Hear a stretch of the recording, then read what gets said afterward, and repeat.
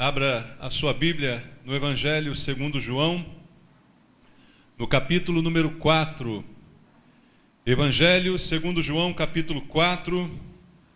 Vamos ler os 6 primeiros versículos do capítulo 4 do Evangelho segundo João.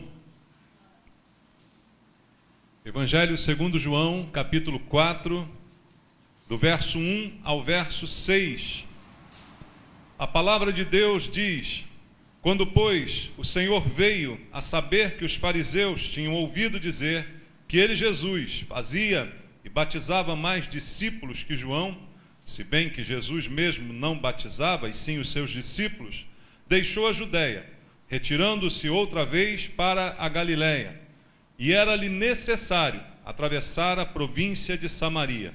Chegou, pois, a uma cidade samaritana chamada Sicar, perto das terras que Jacó dera a seu filho José. Estava ali a fonte de Jacó. Cansado da viagem, assentara-se Jesus junto à fonte, por volta da hora sexta. Amém. Vamos orar. Pai querido, obrigado por estarmos juntos mais uma vez na tua casa, por termos a tua palavra diante de nós, por termos acesso livre a ela, Pai, e que ela nos edifique essa noite. Que a tua palavra seja um alimento para a nossa alma, para o nosso espírito, Senhor. Que nós possamos receber da tua palavra a direção que precisamos para a nossa vida. Possamos dar ouvidos à tua voz. Que a tua palavra nos transforme. Ela tem poder para isso. Por isso que queremos e precisamos ouvir é realmente a tua voz. Não estamos aqui para ouvir doutrinas humanas, Pai, filosofias deste mundo, porque elas nada podem fazer por nós, mas a tua palavra é poderosa para transformar a nossa vida. Eu te peço essa noite, em oração com os meus irmãos, usa a minha vida que eu entrego, coloco à tua disposição, para que com a unção do Espírito Santo eu possa ministrar a tua palavra, de acordo com a tua vontade, que esta unção quebre todas as barreiras de entendimento, as dificuldades, os obstáculos, para que a tua palavra chegue aos nossos corações. A oração que eu faço com os irmãos, em nome de Jesus. Amém. Graças a Deus. Podem sentar, irmãos. Amados, aqui está um texto conhecido na Bíblia, em que inicia uma história que muitos conhecem, não é? O encontro de Jesus com a mulher samaritana. E a gente já pregou algumas vezes sobre esse texto, sobre o milagre, não é, que Jesus fez ali na conversão daquela mulher, a palavra, o diálogo entre eles. Tudo isso nós já conhecemos bastante. Mas não é especialmente sobre isso, que já vimos muitas vezes, que eu queria falar essa noite. Mas olhar apenas para o aspecto circunstancial do que está acontecendo aqui com Jesus. Coisas da vida corriqueira de cada um de nós. Jesus está fazendo uma viagem, está indo de uma cidade a outra e no meio do caminho passando por Samaria, como diz aqui o texto. E é sobre essas circunstâncias que eu queria meditar um pouco com você na palavra de Deus. Porque coisas comuns e corriqueiras da nossa vida, a Bíblia também tem palavras a respeito dessas circunstâncias que a gente pode viver. E eu acredito que cada um de nós tem vivido experiências na vida, diferentes, circunstâncias diferentes na nossa vida particular. E a gente tem aprendido algumas coisas, com certas coisas que vivemos, com certas coisas que passamos. E às vezes temos também visto experiências na vida dos nossos irmãos, na vida de pessoas que nós conhecemos, temos observado o caminhar de cada um, e muitas vezes isso serve até um pouco de lição para a nossa vida, não é? E quando vemos alguém enfrentar lutas, dificuldades, podemos aprender também com essa experiência, se bem que é muito melhor aprender com as nossas próprias, não é? Nenhuma luta é permitida por Deus sem que haja o propósito da gente aprender alguma coisa com essa tribulação, com essa dificuldade que nós estamos passando, não é? Mas o interessante é que, às vezes, ao olhar para a luta do outro, nós julgamos errado, porque muitas vezes julgamos mal a nossa própria capacidade. E vemos uma pessoa passar por uma situação, por uma circunstância, E às vezes dizemos assim: ah, eu não passaria por isso. Ah, se fosse comigo, seria diferente. Ah, eu não cairia nessa mesma armadilha que essa pessoa caiu. Às vezes nós temos estas ilusões, né? Achando que a gente seria diferente. Estimamos mal a nossa capacidade de lidar com as coisas da vida em muitas circunstâncias, né? E às vezes algumas pessoas censuram o pecado de outras e passam um tempo, caem no mesmo pecado que elas censuraram. Pode já ter acontecido com alguns de nós. Olhamos e dizemos: ah, como pode aquela pessoa fazer isso? Acusamos, não é? Como pode ela cair nesse pecado? Como pode ela praticar uma coisa dessa? E daqui a pouco, passa o tempo, as circunstâncias da vida, estamos lá nós, fazemos a mesma coisa que criticamos na outra pessoa. E tudo isso, eu creio, é para chamar a nossa atenção, para que a gente tenha uma avaliação mais precisa a respeito das circunstâncias da nossa vida. A gente acha que pode evitar alguns erros, evitar alguns caminhos, e às vezes isso não é verdade, a gente não consegue. Achamos que podemos evitar o erro que o nosso irmão cometeu, e às vezes não conseguimos evitar nem o nosso próprio erro, né? Mas ficamos aí olhando para a vida dos outros. E o que esse texto me chama a atenção é que diz aqui, o versículo 4, que era necessário que Jesus atravessasse a província de Samaria. É enfático o versículo ao dizer que era necessário que ele passasse por aquele caminho. Ele não está indo para Samaria, ele está indo para outro lugar. Mas no meio do caminho ficava Samaria. Então diz a Bíblia que era necessário, mas essa ênfase, ela chama um pouco a atenção da gente. Há caminhos que a gente pode e deve evitar. Concorda, irmãos? A própria Bíblia diz que há caminhos que ao homem parecem direito, mas no final se mostram caminhos de morte. Esses caminhos têm que ser evitados, não é? Eu não devo passar por um caminho que eu sei que vai, apesar da aparência boa do seu início, acabar me conduzindo a um problema, a uma dificuldade. Então há caminhos que eu preciso, que eu devo evitar. Mas pelo que diz o texto, e essa reflexão que eu quero fazer contigo, há outros caminhos que são inevitáveis, que são necessários, como é a palavra aqui utilizada, e que eu preciso passar por eles, e preciso enfrentá-los, e que eles sejam benéficos para mim, que enfrentar esses caminhos que são necessários possam me ensinar alguma coisa, não é? Então é sobre isso que eu queria entender com você e falar um pouco sobre essas experiências da nossa vida. Eu acredito que nós temos que ter a consciência de que servimos a Deus, de que estamos com Deus, de que Deus nos resgatou e que Ele tem o total controle da nossa vida. Você crê nisso? Como disse Jesus, até os fios do nosso cabelo estão contados por Deus. Amém? Então Ele sabe tudo a nosso respeito. E nada é por acaso na nossa vida. Se eu creio nisso, eu creio na soberania de Deus sobre os meus caminhos, sobre as minhas decisões, sobre as coisas que eu faço. Creio que Deus é soberano, está cuidando de mim, está dirigindo a minha vida. E Ele conhece, então, todos os meus caminhos. Há um louvor que outro dia cantamos aí. Deus conhece todos os nossos caminhos. Deus sabe tudo aquilo que vamos fazer e Ele está contemplando a direção que nós tomamos.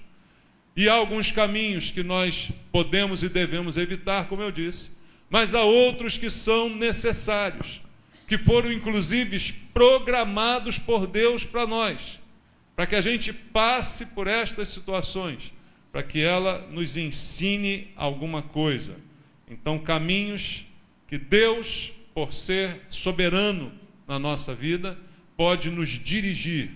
Alguns episódios na vida de Jesus em que nós vemos essa direção de Deus. Outro dia mesmo falei aos irmãos sobre o texto em que Jesus atravessa o mar da Galileia e chega naquela cidade para libertar um homem bastante problemático, endemoniado. E eu disse, aquilo não foi por acaso.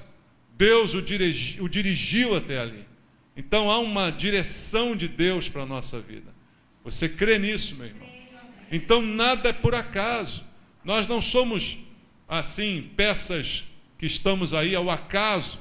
Há uma direção para nós. Então, se estou passando por um caminho, eu creio que há uma direção. E se é algo difícil, eu preciso aprender com essa dificuldade. Mas para isso eu preciso realmente entregar a direção da minha vida a Deus. Deixar que Ele conduza a minha vida. Porque senão incorrerei naquele erro do versículo que citei para você. Entro por um caminho que a princípio parece direito, parece o melhor, mas pelo meu entendimento, no final, são caminhos de morte. Porque fui eu que quis tomá-los, fui eu que quis essa direção. É melhor que eu seja dirigido por Deus. Porque ainda que o caminho tomado seja ruim, Deus estará comigo nessa caminhada. Entende isso? Deixar que a sua vida seja dirigida por Deus é essencial. A vida de Jesus era dirigida sempre por Deus, não é? E aqui no texto, como li aqui contigo o versículo 4, diz a Bíblia, e era-lhe necessário atravessar a província de Samaria. Se você vê os versículos anteriores, o caminho que Jesus estava fazendo é da Judeia, que fica ao sul de Israel, para a Galileia, que fica ao norte. Você pegar um mapa aí, algumas Bíblias têm mapa lá no final. Você já viu isso? Já teve a curiosidade de olhar esses mapas? Estão lá, para nos dar uma noção, né? Da onde estamos, da onde estavam os personagens, para onde estavam indo. E se você olhar o mapa, você verá direitinho a Judeia, ao sul de Israel, a Galileia, ao norte, e no meio do caminho, Samaria. Aí você pensa, bom, então, o mais lógico é que eu realmente passe por Samaria. O caminho mais perto para ir da Judeia à Galileia é atravessar Samaria. Mas a gente sabe que nem sempre o caminho mais perto é o melhor caminho. Né, irmãos?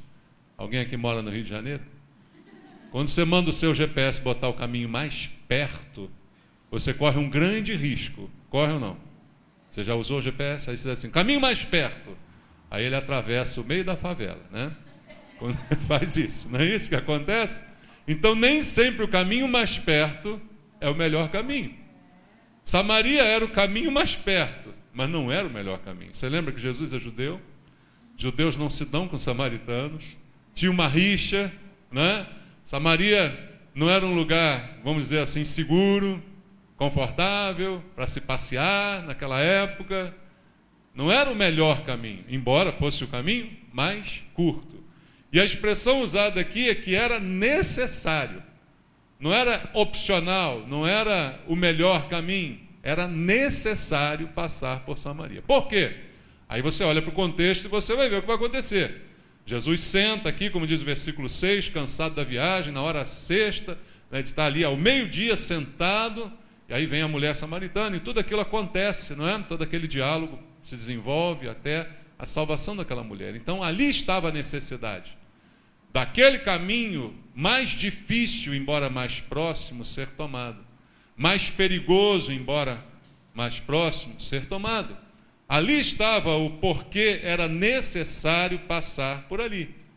Se você fosse botar no seu GPS, talvez você colocaria o caminho mais rápido. Tem lá o mais curto e o mais rápido. O mais rápido é o que pega as vias principais, que pega as vias mais movimentadas, de trânsito melhor. Esse é o caminho que você pegaria. Então você talvez não fosse direto por Samaria, você fosse pelo Pérea, que é uma região um pouco mais para leste, né? E aí você daria uma desviadinha de Samaria e chegaria lá na Galileia, mas passando por um lugar muito mais seguro para você chegar ao seu destino final. Então, poderia pular Samaria, poderia evitar o risco daquele lugar, poderia ser evitado qualquer perigo que aquele lugar representasse. Mas a Bíblia diz que era necessário que ele passasse por ali. E essa necessidade, como eu disse a você, era uma necessidade espiritual. Havia um plano e um propósito. Não é por acaso que Jesus entra na cidade de Sicar, senta naquela fonte ali, cansado da viagem. Nada disso é por acaso. Parece casual, né? Há um plano de Deus. Nas casualidades da nossa vida, nós que servimos a Deus, por isso eu disse ainda há pouco, você serve a Deus? Nas casualidades da vida daquele que serve a Deus, há um plano de Deus, entende? Há uma supervisão de Deus. Por isso eu creio naquele versículo de Romanos 8, 28. Todas as coisas cooperam para o bem daqueles que amam a Deus e são chamados segundo o seu propósito. Como Deus faz tudo cooperar? Eu escolhi um caminho, eu fui para um lado, eu fui para o outro, eu tomei, mas Deus está supervisionando todas as coisas. Ele está acima de todas as coisas. Então, essa ali era uma necessidade espiritual. Havia um trabalho a ser feito ali. Jesus estava ali salvando uma mulher, que depois levou a palavra aos outros samaritanos. Veja, não foi só essa mulher. Outros samaritanos ouviram a palavra, ouviram pelo testemunho dessa mulher. Veja quanta coisa aconteceu no mundo espiritual, porque Jesus, diz a Bíblia, era necessário que ele passasse por Samaria. E ele ali, cansado, como diz o verso 6, da viagem, ele faz a obra de Deus. Aquilo que estava planejado por Deus, naquela sua passagem necessária por Samaria. E aonde eu quero chegar com essa história, irmãos? É que na nossa vida, às vezes a gente também precisa passar por alguns caminhos. Há uma necessidade de passarmos por determinados caminhos. Caminhos que são inevitáveis, como eu disse ainda há pouco para você. Isso pode muito bem acontecer na vida de qualquer um de nós. Por mais que a gente se esforce, por mais que a gente lute, a gente acaba tendo que passar por algumas situações inevitáveis. Exemplo, aquele texto que eu sempre cito para você, quando Jesus afirmou: no mundo tereis aflições. Alguém aqui gosta de ter aflições? Não. Se você pudesse evitar, você evitaria todas elas? Com certeza, né? Ninguém gosta. Mas Jesus deu como certo que nós teremos aflições. Ele não disse assim: olha, pode ser que vocês tenham aflições nesse mundo. Ele disse isso? Não. Ele afirmou concretamente: no mundo tereis aflições. Mas tem de bom ânimo, porque eu venci. Então ele deu isto como certo. Este era um caminho que, se dependesse de mim, eu evitaria. Eu não quero nenhuma aflição para a minha vida. Amém? Não quero. Você quer? Ninguém quer. Era um caminho que eu, certamente, se pudesse, evitaria. Mas Deus está no controle da minha vida. E algumas aflições vão vir. E eu vou ter que passar por elas. Será necessário enfrentá-las. Mas eu creio que Deus está no controle delas. E que eu atravessarei aquela situação e vou sair dali melhor. Mais usado por Deus, mais no plano de Deus, mais no propósito de Deus. Mas é necessário passar. Entende isso? Então são caminhos que são inevitáveis. Eu não consigo evitar qualquer tipo de aflição na minha vida. Embora eu creio que nós temos que tentar até. Amém? Porque algumas aflições não se encaixam nisso que Jesus falou aqui, não. São aflições que eu procurei para a minha vida. São problemas que eu provoquei. Aí não tem nada a ver com isso que Jesus falou aqui, entendeu? Essas eu deveria ter evitado. Eu deveria ter evitado algumas coisas. Alguns aborrecimentos, algumas situações. Você poderia ter evitado. E aí, de repente, está passando hoje por uma aflição, porque você não evitou, você não fez a sua parte. Não é disso que eu estou falando. Eu estou falando daquelas que estão no plano de Deus. E aí a gente fica naquele conflito: ah, pastor, quer dizer então que Deus tem um plano para mim que eu passe por aflições? É, irmãos, é o que Jesus está dizendo aqui. A gente fica nessa neura, né? Porque hoje é moda nas igrejas, você vai na igreja, a pessoa diz: ah, Deus tem um plano para você. Já ouviu isso? Todo mundo fala isso: Deus tem um plano para você. Agora não diz se é bom ou ruim, né? Às vezes pode ser ruim. Ó, o plano de Deus é que você sofra um pouquinho agora para você aprender algumas coisinhas. Você gostaria de ouvir isso? Não, né? Você pensa assim, o plano de Deus é que você ganhe na loteria, né? É plano de Deus que você joga, irmão? Desconfia dessa mensagem, né? Desconfia dessa palavra. Mas o que a gente quer ouvir é isso. Ó, o plano de Deus é que você vai estar bem, que você vai ter tudo que você quer, que você vai ser feliz e tal. Mas às vezes o plano de Deus é que você enfrente uma aflição, que você enfrente uma tribulação, para que você aprenda com ela e você se torne melhor depois dela. É necessário passar por aquilo, para que você seja transformado naquela caminhada, para que aquela caminhada faça diferença na sua vida, de modo a transformar você, te dar experiência, como Paulo dizia, a tribulação vai produzir no final essa experiência, não é? Vai produzir esperança, mas no final, experiência. E aí eu ficarei mais experimentado na vida, mais calejado. Então o plano de Deus às vezes é esse. É necessário passar por ali, você vai passar e vai enfrentar as dificuldades, mas vai passar. Não é? A versão que diz no mundo, passais por aflições. A outra versão diz, no mundo tereis aflições. A versão revista atualizada, que eu uso aqui no púlpito, diz, no mundo passais por aflições. É interessante porque eu sei que vou passar, mas a ideia também é que eu vou e elas ficam. Entende? Eu avanço e eu trafego por elas, eu as enfrento, mas um dia elas ficam para trás. Amém? E ao ficar para trás, eu me lembro das experiências que eu tive, das vitórias, das coisas que eu aprendi com as dificuldades que eu tive e que foram terapêuticas da parte de Deus para a minha vida. Então, às vezes, irmãos, é necessário. Eu preciso entender que não é o caminho que determina a minha segurança. Entende? Por mais que eu possa, claro, com sabedoria hoje em dia, evitar, né, certas coisas que eu sei que são difíceis, não estou dizendo isso, mas no fundo, não é o caminho que determina a segurança de nenhum de nós. Porque, usando mais uma vez a nossa cidade, você está onde, irmão? Rio de Janeiro? Tem algum lugar seguro aqui no Rio de Janeiro? Você acha que tem? Ah, não, essa rua é melhor do que aquela rua. Você acha mesmo isso, irmãos? Não é o caminho que vai determinar a sua segurança. Não é. Não existe rua segura. Às vezes os caras estão assaltando na rua do batalhão de polícia, irmão. Não é? Na rua da delegacia tem assalto.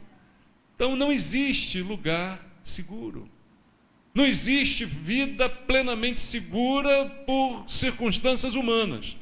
Vida plenamente segura é aquela vivida na presença de Deus. Está nas mãos de Deus? Então está em boas mãos. O que acontecer, o que vier é lucro. Porque Deus tem o controle de tudo. Então não há lugar seguro. Todo tipo de perigo pode nos cercar.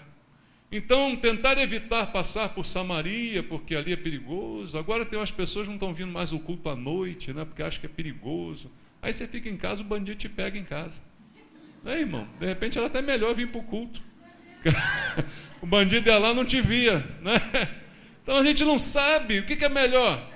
Melhor é viver, amém? Viver na presença de Deus. Melhor é buscar Deus. Quer morrer, morre buscando a Deus. É melhor que morrer em casa, irmão. É ou não é? Melhor morrer indo para a igreja do que morrer em casa. Pensa bem nisso. A gente fica com essa ilusão, não é? De que a gente vai conseguir evitar todos os males da vida. Não. Como eu disse, aqueles que são provocados por falha nossa, que a gente tente ao máximo evitá-los. Mas quando estamos no caminho de Deus, temos que viver com segurança. Quem me dá segurança não é o governo, não é as armas que você pode usar. Quem te dá segurança é o Senhor. Entende? Não importa o que aconteça, você está com o Senhor, você está bem. Você não precisa ter medo de coisa alguma, porque Deus está contigo. Sei lá, já leu o Salmo 23? O Senhor é o meu pastor, nada me faltará. Até quando eu andar no vale da sombra da morte, Ele vai estar do meu lado. Você crê nisso?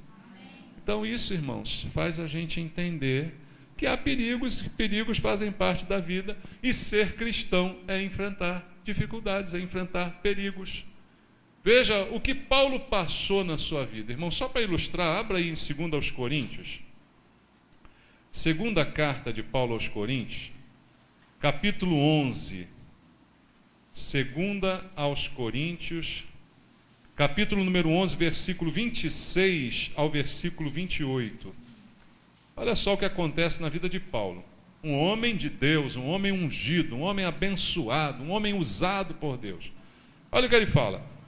Segundo aos Coríntios 11, 26. Em jornadas muitas vezes, em perigos de rios, em perigos de salteadores, em perigos entre patrícios, em perigos entre gentios, em perigos na cidade, em perigos no deserto, em perigos no mar, em perigos entre falsos irmãos, em trabalhos e fadigas, em vigílias, muitas vezes em fome e sede e jejuns, muitas vezes em frio e nudez. Além das coisas exteriores, há o que pesa sobre mim diariamente, a preocupação com todas as igrejas. Olha o depoimento que esse homem dá. Então veja bem, é fácil ser cristão, irmãos? Não. Olha, é perigo por tudo que é lado. Veja quantos perigos. Agora, Paulo desistiu por causa disso? Alguém diria assim, é melhor ficar em casa, poxa. Passar um monte de perigo desse aí, para que ser apóstolo, né? Para que Deus me chamou para tanto perigo, tanta fadiga, tanta vigília, tanta preocupação com as igrejas? Não. Irmão, quer moleza, não pode ser cristão. Tá bom? Entenda isso? Agora, quer segurança, seja cristão. Amém? Porque segurança é o que nós temos em Deus. Que o tempo todo, mesmo nos perigos, está nos conduzindo. Nada nos acontece sem a permissão de Deus. Quando você tiver essa consciência, você não terá medo de nada. Você não deixará de fazer nada por medo. Entende? Quando você tiver essa consciência, o medo não te impede mais de nada. Por que ter medo? Tem que ir no lugar? Vai no lugar. Tem que falar não sei onde? Vai falar não sei onde. Tem que pregar? Vai. Irmão, às vezes me convido para pregar nos buracos aí, vai, eu vou lá, não quero saber não, vou lá. Se eu vou voltar, não sei, mas que eu vou. Não, então não vou mais não, porque agora está perigoso andar no Rio de Janeiro. Gente, Deus está no controle. E se morrer? Se morrer, estou na glória. Deus também está no controle da minha morte. Ou você acha que quando morre um crente, foi o bandido que matou? Não, foi Deus que recolheu. Entendeu? Deus queria você mais perto dele, então levou. Olha que coisa bonita. Não foi o diabo matou. Diabo não, irmão. Foi Deus. Deus tem o controle de todas as coisas. E todas elas cooperam para o bem daqueles que amam a Deus e foram chamados segundo o seu propósito. Então, o que determina a minha segurança e a tua é a presença de Deus. É a certeza de que Ele está do nosso lado. Aí Paulo, com essa certeza, em jornadas, em perigos, olha só onde ele passava perigo. Rio, salteadores, será que é o Rio de Janeiro isso aqui? Perigos entre patrícios, entre gentios, na cidade, no deserto. Não tem lugar seguro. Qual é o lugar seguro? Na cidade é ruim, no deserto é ruim, no mar, entre os falsos irmãos, até na igreja era perigoso. É perigoso estar na igreja, irmão. Você acha que todo mundo aqui é irmão? Não, tem falsos irmãos, tem. A Bíblia diz: o joio está habitando ao lado do trigo, e a gente não sabe quem é quem. Tudo tem perigo. Você corre riscos. A vida é arriscada, irmãos. Você quer uma vida sem risco? Não existe. Lembra, antigamente passou um filme da criança na bolha, você lembra disso? Porque ela tinha uma enfermidade, ela não podia entrar em contato com ninguém. Então ela tinha que viver dentro de uma bolha. É essa vida que você quer para você, viver dentro de uma bolha? Haja bolha para caber você, chato desse jeito, hein? Pensa nisso. Quer viver numa bolha? Quer viver cercado de segurança por tudo que é lado? Quer viver com medo de tudo, cercado de tudo? Não faz nada, fica em casa. Constrói um bunker, cava bem fundo, entra, se enterra, mas é melhor morrer logo, né? Dá menos trabalho? Ou não? Então, queridos, nossa vida está na mão de Deus. Em todos os lugares, pelo que Paulo diz aqui, até dentro de casa. tem perigo. Tem perigo. Os parentes, Jesus ensinou, irmãos, que os inimigos do homem são os da sua própria casa. Você já ouviu Jesus dizendo isso? Aí você está fugindo do bandido na rua, o bandido está em casa. É, não é? O que adianta? Você não vai escapar. Está nas mãos de Deus. É muito melhor. Isso é segurança. Lembra do louvor? Que segurança tenho em Jesus? É essa a verdade da nossa vida. É nele que teremos segurança. Porque viver é perigoso. Então, se é necessário passar por Samaria, vamos passar por Samaria. Se Deus está me mandando para um lugar, vamos para um lugar. Deus está me mandando para o outro, vamos para o outro. Então, eu quero estar onde Deus está. Não importa o que esteja a fama daquele lugar. Irmãos, alguns exemplos na Bíblia, eu só vou citar um que eu gosto muito, que é o exemplo de José, aquele do Egito, né? José é um homem de Deus. Tem dúvida nisso? Olha a vida de José, você vai ver o tempo todo ele íntegro, ele correto, ele ali e tal. Mas teve um caminho na vida dele que foi complicado de passar. Ele era jovem e começou a sonhar que ele ia reinar sobre todos os irmãos, até sobre o pai e a mãe. Pronto, deram uma coça nele, né? No mínimo, era o que ele merecia por esse sonho, né? Tão pretensioso. Aí ele é vendido como escravo, ele é primeiro abandonado, tudo aquilo que você conhece na Bíblia, a história que acontece com ele. Tudo isso foi permitido por Deus na vida de José. Todas as circunstâncias adversas foram obras de Deus e não do diabo. Entenda isso? Hoje a gente só vê pessoas culpando o diabo por qualquer coisa ruim. Irmão, se eu culpo o diabo por qualquer coisa ruim, eu não tenho certeza se eu estou com Deus ou não. E se eu estou com Deus, eu tenho certeza que Deus está cuidando de mim. Será que Deus se distraiu, o diabo tocou em você? Foi assim que aconteceu com Jó? Deus se distraiu, o diabo foi lá tocar nele? Não é isso que a Bíblia diz, não. A Bíblia diz que Deus permitiu que aquilo acontecesse na vida de Jó. Entende?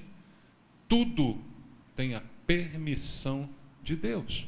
Então José vai enfrentar anos tenebrosos na sua vida e que duraram anos. Veja, Gênesis 39. Vamos só para a gente ilustrar um pouquinho. Gênesis capítulo 39. Depois você lê a vida de José toda aí, você vai ver quanta coisa bacana. Gênesis 39, verso 2 e o verso 21. Dois versículos que dizem assim: o Senhor era com José, que veio a ser homem próspero, estava na casa de seu senhor egípcio. Veja, ele tinha um senhor egípcio, isso quer dizer que ele é escravo. Mas a Bíblia diz no mesmo versículo que o Senhor estava com o escravo José, e que ele era próspero. Como é que um escravo pode ser próspero, gente? Só com Deus mesmo. É ou não é? Com Deus você é sempre próspero.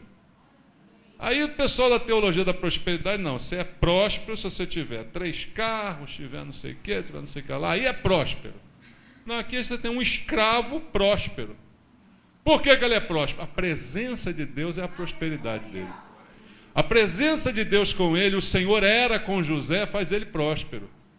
Faz a vida dele valer a pena ser vivida, entende a diferença? Aí no mesmo capítulo, versículo 21, mais um depoimento. O Senhor, porém, era com José, e lhe foi benigno, e lhe deu mercê, perante quem? O carcereiro. Ah, agora ele melhorou de vida, deixou de ser escravo, virou prisioneiro.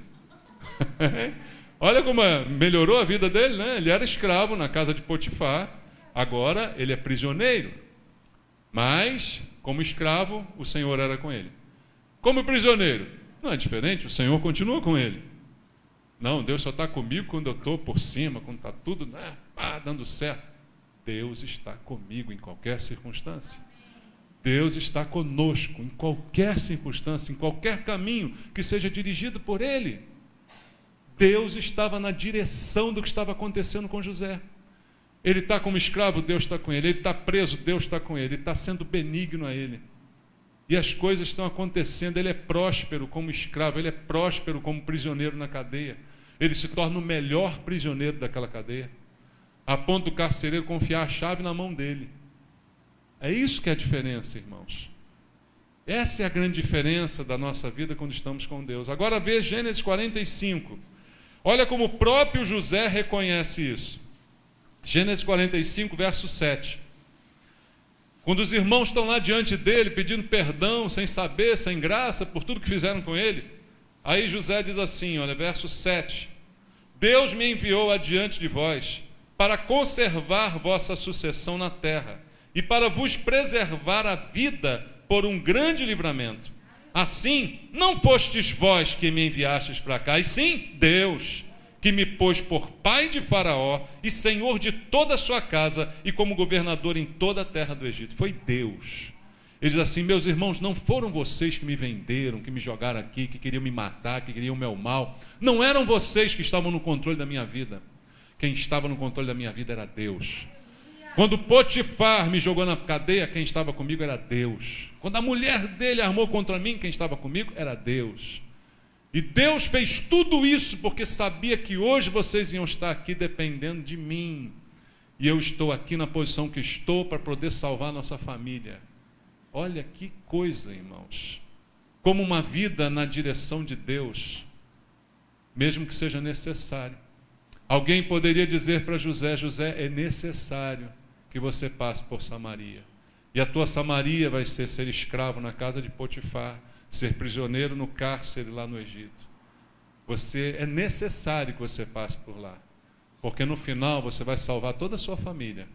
Era necessário Jesus passar em Samaria, porque ele ia salvar aquela samaritana, ela ia pregar em Samaria. Entende isso?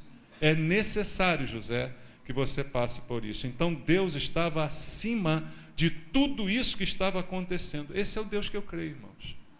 Não é o Deus limitado, que não sabe o que acontece comigo, né? Que me entrega aí a sorte, né? Que me larga, assim, não sei.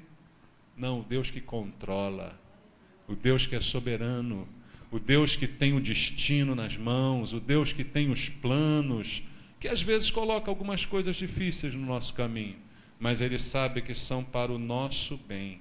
Então eu tiro a conclusão de que não são as circunstâncias que determinam a nossa segurança, a nossa felicidade. Se eu quiser me isolar de tudo, isso não quer dizer que eu vou ser seguro, nem feliz. Não são as circunstâncias, o que me cerca, que vai produzir para mim segurança ou felicidade. Então entenda comigo, você hoje pode estar passando por um deserto. Não sei como é que está a vida de você nesse momento. Pode ser que hoje você esteja passando por Samaria, um lugar deserto, de perigo, de confusão, de coisas que te deixam inseguro, vivendo fracassos, derrotas, quem sabe vivendo angústias, nesse momento em que você está aqui, porque Deus trouxe você aqui para ouvir essa palavra. De repente, hoje é o dia da sua Samaria. Talvez você sinta que está andando em círculos, em volta do seu problema, não veja uma saída, não veja uma solução. E aí, o que Deus está dizendo para você hoje? Não se prenda às dificuldades do seu caminho, mas se prenda a Deus que conduz você no caminho. Se prenda a Deus, que Ele dará a direção para a sua vida. E com a direção de Deus não há o que dá errado. E aí, se você está enfrentando essa Samaria de dificuldades, de medo, de angústia, de pensamentos ruins, de lembranças, você fica às vezes apegado a essas circunstâncias. E a pior coisa do mundo é se apegar a circunstâncias. Porque aí a gente fica vivendo ainda com mais intensidade a coisa ruim que está acontecendo. Aí você se apega à ingratidão, você se apega à traição, você se apega à decepção com as pessoas. Para pensar em José de novo. José é pego pelos próprios irmãos e jogado numa cisterna e depois vendido como escravos. A vida dele podia ser um inferno se ele ficasse o tempo todo pensando que miseráveis aqueles irmãos. Meu Deus, que irmãos horrorosos que fizeram isso comigo. Por que o Senhor permitiu que esses irmãos... Eu não descanso enquanto não me vingar deles. Eu não vou matar um por um, para eles verem o que é bom. Eles não podiam ter feito isso comigo. Vocês imaginam José vivendo isso? Esses pensamentos de morte, de vingança, de ingratidão, de traição, de decepção. Meu próprio irmão, meus próprios irmãos, sangue do meu sangue. E aí, ó, se martirizando, esfaqueando o próprio peito. É essa a vida que Deus tem para você? Não. Vida de liberdade, embora preso. Vendido como escravo, mas é o melhor escravo. Porque o Senhor está com ele, ele é próspero sendo escravo. Aí acaba sendo traído e é levado para a prisão, mas é o melhor prisioneiro, porque o Senhor está com ele. Imagina José na prisão, dizendo: que mal eu fiz àquela ingrata mulher de Potifar, que armou para mim, me denunciou, que desgraçada aquela jararaca. Você imagina José assim na prisão, pensando isso, remoendo. Irmãos, remoer, ressentir, azeda a sua vida. Ressentir acaba com você. Não traz prosperidade real. Você não avança, você fica preso àqueles sentimentos amargados no seu coração. E daqui a pouco você se volta contra Deus, dizendo: por que o Senhor permitiu que eu passasse por Samaria? Sabendo que aqui é um lugar tão ruim, tão perigoso. E aí começa esse problema. O que a Bíblia diz é que você tem que se apegar, mas se apegar ao Senhor da tua vida, que é Ele que te livra. Você pode ler comigo o Salmo número 91. O Salmo 91 traz esse conselho maravilhoso para nós, irmãos, que precisa ser entendido e praticado por cada um. Salmo 91, verso 14, verso 15. Diz assim: porque a mim se apegou com amor, eu o livrarei e pô-lo-ei a salvo, porque conhece o meu nome. Ele me invocará e eu lhe responderei. Na sua angústia eu estarei com ele, livrá-lo-ei e o glorificarei. Veja, interessante que o Salmo 91 não diz que você vai ser livre da angústia. O Salmo não diz que você vai ser livre do problema, mas está dizendo: na sua angústia eu estarei do lado dele. Por quê? Porque ele se apegou a mim. Porque a mim se apegou com amor, eu vou livrá-lo. Mas ele vai passar por essa angústia. Mas eu vou estar do lado dele. E quando essa angústia passar, eu também vou estar do lado dele. E aí ele vai olhar para trás e ele vai aprender com isso. Ele vai saber que eu em todo o tempo estive do lado dele, porque ele se apegou a mim. Eu pergunto: a quem você se apega? Se você se apegar a uma pessoa, essa pessoa pode decepcionar você. E você pode ficar amargado para o resto da vida. Mas se você se apegar a Deus, Ele está dizendo: eu vou livrar você. Eu vou livrar e vou estar com você, ao lado seu, na hora da sua angústia, na hora do seu problema. Então, se Deus está levando para você pelo caminho de Samaria, meu irmão, vá em frente. É necessário passar por Samaria. Vai lá e Deus vai usar, as coisas vão acontecer, Deus está no caminho, Deus está na direção, Deus está em todo o tempo. Então você vai passar por Samaria seguro. Lembra o que diz o Salmo também? 1000 cairão ao teu lado, 10.000 à tua direita, tu não serás atingido, porque Deus mandou você passar por Samaria, então Ele vai te levar por Samaria e tudo vai acontecer de acordo com a vontade de Deus. Então o que eu digo para você: vá em frente, mas vai com Deus, amém? Não desista, não desanime, não cerque o teu coração de angústia, não se apegue a coisas que não vale a pena se apegar. Se apegue só em Deus e as coisas vão passar, e você vai passar junto com elas e junto com Deus, e tudo vai ser diferente no futuro da tua vida, amém?